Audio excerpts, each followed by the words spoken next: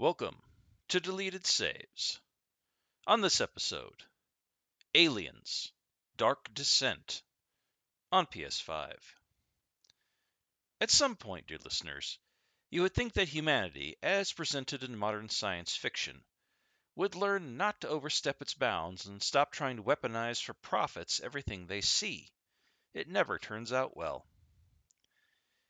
But if that theme is still present almost 50 years later, then we must still be making similar mistakes in real life, if the concept of art imitating life remains true. Let's get into it with 2023's Aliens Dark Descent. I'm sure I've mentioned this before in reviews of other games based on the Alien franchise, that I am a big fan of the first two movies in the franchise series for different reasons. The 1979 slow burn space trucker horror movie for its aesthetics and atmosphere, and the 1986 Hoorah Space Marine sequel for its atmosphere, action, and social commentary. Not so much the other movies, which either got tied up in studio interference or bad plot ideas. And that's not even including the Prometheus movies, which are mostly director Ridley Scott trying to retell the New Testament of the Bible, but instead of Hebrews, there are galactic space chads creating monsters.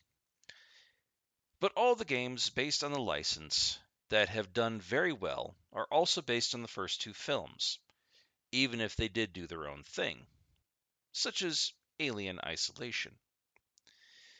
But by this point, we kind of know how the pacing of Alien works. We've seen the monster, we understand, even through cultural osmosis, the life cycle of the beast from weird egg to face-sucking spider creature to thing that explodes out of the victim's chest to slick, oily phallus monster with way too many teeth. We know that there's going to be a sneaky inhuman android hidden among the survivors, and that the corporations of the setting are fully aware of the creature's existence, but they keep wanting someone on the team, usually a corporate plant for the Weyland-Yutani Corporation, to bring samples back for study so they can be turned into weapons of war, and that everyone dies in the process. It's really hard to make a scary game based off this franchise that was based entirely around the concept of the haunted house in space. We already know how the trick is done, because this has been too much a part of our entertainment culture for decades now, including many types of media, references, and parodying it. So with that knowledge in hand, what kind of game did we get here? For this title, developer Tindalos Interactive decided instead to go with a tactical role-playing game. Now, this isn't a deep role-playing game where you can customize each and every character you get, but to be honest, given the nature of the game, it is best not to get too attached to the members of your team, because they will likely only last a few missions before getting killed. This title is a surprising meat grinder of a game, where squad loss is going to be frequent and resource and team management become paramount. Just to cover the basics of the story, Aliens Dark Descent plays out something like this. In the year of 2198, on a floating space station just within the orbit of a colonized planet named Lethe, a cargo ship drops off a strange cargo onto the docks of the space station, known as Pioneer Station, which is then opened and the titular alien is unleashed to begin killing. Realizing something is terribly wrong, our main character, Deputy Administrator Mako Hayes, goes down to the dock to investigate, only to run face to claws in with the creature, which you have to sneak away from. Yes, believe it or not, stealth and hiding are a vital tactic of this game, especially when the bullets start flying and the acid blood starts spraying.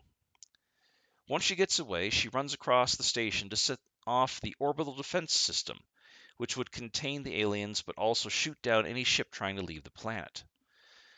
Once she turns the system on, she's attacked by an alien, and is about to be killed when the doors to the room she is in open, and the creature is destroyed by a team of space marines, led by Sergeant Jonas Harper, who appears to be psychic and has a link of some kind to these creatures. Now Hayes is stuck with the survivors on the USS Otago as it crashes back to Lethe, when it gets caught in the orbital defense shield she set off. From there, the game becomes a fight for survival, as you, the player, in the skin of Hayes, have to send four-man squads of surviving Marines into the various infested settlements, mines, and factories across the planet's surface, and back into Pioneer Station, searching for parts to repair the ship with so it can escape the orbital bombardment and the aliens overrunning the planet. Worse, there is a cult worshipping the monsters and helping them spread faster. The Weyland-Yutani forces trying to get to the Marines to betray themselves for company profit, and a scientist named Marlowe has discovered a hidden and even more powerful strain of alien beneath the surface of the planet that were modified by the engineers, the space chads of the Prometheus spin-off movies, and that Marlowe has a powerful psychic person in his capture that he is trying to use to control the planet's growing population of alien queens. It is your job to guide the team from afar. Whether you push them until they are slaughtered or pull them out, once their psyches break and their physical wounds begin to mount. You will soon discover the source of the infestation. The planet's trimonite refinery and mines, where the cultists have modified themselves to survive with xenomorphs implanted inside them, launched the ships full of aliens from these docks. The Marines will recover surviving doctors, engineers, and recruits to bolster their ranks, while uncovering the fact that the local corporate head officer, Barbara Price, knew full well what the cultists were doing, but didn't stop them, but did try to recover the psychic from Marlowe, a woman named Cassandra, who the cultist feels is some kind of goddess. Cassandra is Sergeant Harper's daughter, and he will stop at nothing to save his estranged daughter. About halfway through the game, you will encounter the Death Countdown, wherein you will have 30 in-game days to find all the replacement parts for the ship, find dirt on Price, and rescue Cassandra before the whole planet is nuked to keep the infestation from growing. The whole thing ends with your Marines defending a dropship point so that Hayes, another sergeant named Martinez, and the head of the Weyland-Yutani corporate security named Theo Stern will enter the mines of Lethe, like an overpowered strike force. While back on the USS Otago, Sergeant Hayes is dying fast, his psychic link to both his daughter and the Hive killing him. Stern and Martinez are killed once Cassandra is freed, and Hayes and Cassandra must run for their lives back to where the Marines are defending, while being chased by an unstoppable super alien that was based on the titanic life forms that once ruled Lethe. And before he even gets to see his daughter alive, Hayes dies. I got off Lethe with 8 days remaining, and my team watched from the safety of space as the orbital defense system sterilized the whole planet and anyone still left upon it. I waited for a stinger ending, like an alien or facehugger had snuck aboard the ship, but it didn't happen, so it looks like they got away clean. A minor miracle in the Aliens universe. Aliens Dark Descent itself received generally favorable reviews. Christ, I wish I could get away from saying that, but there comes a point where there are no more words in the thesaurus to change or modify that statement. And it sits around the mid-70s on Metacritic. While some outlets praise the developers for getting the atmosphere right and added unique flourishes to the tactical formula, others felt the stealth was cumbersome and it did not distinguish itself from any game inspired by XCOM Enemy Unknown. Well, first off, all wrong again, critics. And second, as someone who never played XCOM and have no personal desire to do so, go fuck yourselves. I had a good time with it, and it was pretty fresh to me. Maybe not you jaded fucks. The biggest problem I had, as I played this on console, and I know that a tactical game on console is heresy for PC gamers, love me some heresy, was that at times the game during mission select screens would stop reading controller inputs, a known issue that is fixed by exiting out of the game and restarting it, so not really much of a problem. The other thing I struggled with was the fact that the camera in the game that it uses by default is drawn way out, a sort of top-down God view of the game. But it gets better once you zoom in. In that state, the fog of war hardly matters, as you are following the motion tracker anyway, and it doesn't really matter if you can't see beyond being drawn in closer. So this is to say I didn't have any trouble with it. I'm sure the gameplay was terrible for the unwashed basement dwellers that do nothing but play strategy and tactics games, but frankly I don't give a shit. It worked for me. But this is not a game I can really expand too much on in the story itself. The story is more set dressing to get the player from point A to point B. The areas you visit are pretty much the same thing over and over. Enter facility, find survivors, find parts and evidence, survive and get out.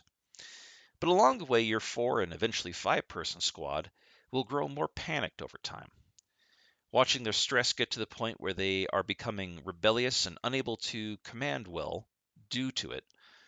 But you can find certain rooms to barricade and rest to reduce said stress. But they will develop PTSD afterwards. They will get into fights with patrolling aliens, getting wounded and splashed with acidic blood to the point where they become disfigured and knocked out, where other Marines need to carry them out. They will even get killed or dragged off by aliens to be cocooned, and you will lose team members, watching your squad shrink over time. The meat of Aliens Dark Descent are in the moment-to-moment gameplay, the decisions on whether you should approach from one path or another. Will opening a door lead to a safe room, or a room festooned with alien chitin and a portable that disgorges the beasts in unending waves? Can you make a shortcut through sealed doors with scrap parts and the right squad build, or will you need to take a very long walk through enemy territory? Well, you will need to manage your resources, from ammo to sub-weapons like shotguns and flamethrowers and sentry guns, but you will also recover alien parts to make gear that will help you better survive against your foe. You will pick up supplies to improve your weapons and make bigger and better guns to fight for survival. And as your squad members survive and gain experience, they will get a chance to build new skills, get tougher, or develop iron will, or even possibly redeem themselves from their own bad habits and traumas in order to actually get off the planet alive. This is definitely a tactics-heavy game in a wonderful alien set dressing. Yes, it may be derivative of other tactical role-playing games, but so what? It doesn't really matter what you have to build. Someone has done it already before, or something has been the genesis of a genre.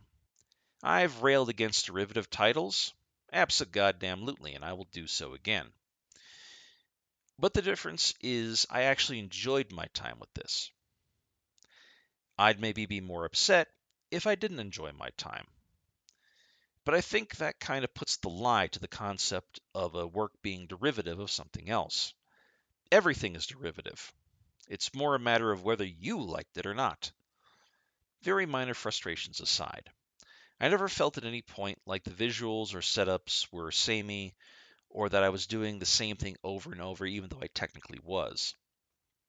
I would, with confidence, recommend Aliens Dark Descent to anyone looking for a fun tactical role-playing game and a very well-done licensed game. And I know these days licensed games are not as acceptable as they once were. As of the time of this writing, we have seen some positives for the flagging Alien franchise. Alien Romulus did very well at the theaters in the last month, considering it got me to actually go to the movie theaters to actually see it when I've mostly stopped watching movies altogether. It had to be good. I would even agree with an opinion I've heard saying it is the third best Alien movie in the franchise. Creative Assembly even stated that they have an Alien Isolation 2 in the works, and while I do not recommend falling for video game hype, I will be looking forward to that one. Was the success of Alien Romulus responsible for getting Creative Assembly to announce a follow-up was in the works 10 years later? Maybe. Who can say? Hell, I even enjoyed Aliens Fireteam Elite, even though it may not have been the greatest squad shooter around, but it was tons of fun. Maybe it is just me being a fan of those first two landmark movies, but I think we are just getting quality games with this license finally. And believe me, there were some absolute dark ages of video games based on the Alien franchise. We're all looking at you, Aliens Colonial Marines. You poisoned the well for a long time, but I think the waters are clearing. And if we can keep getting quality games like this, then I think we can say with confidence that we can put our faith in an Aliens video game again. Now, if we can only get Ridley Scott to stop trying to make an alien Jesus movie, we might be able to save the movies too. Or maybe not. It is owned by Disney now, and they impregnate and devour everything they touch. Thank you for listening.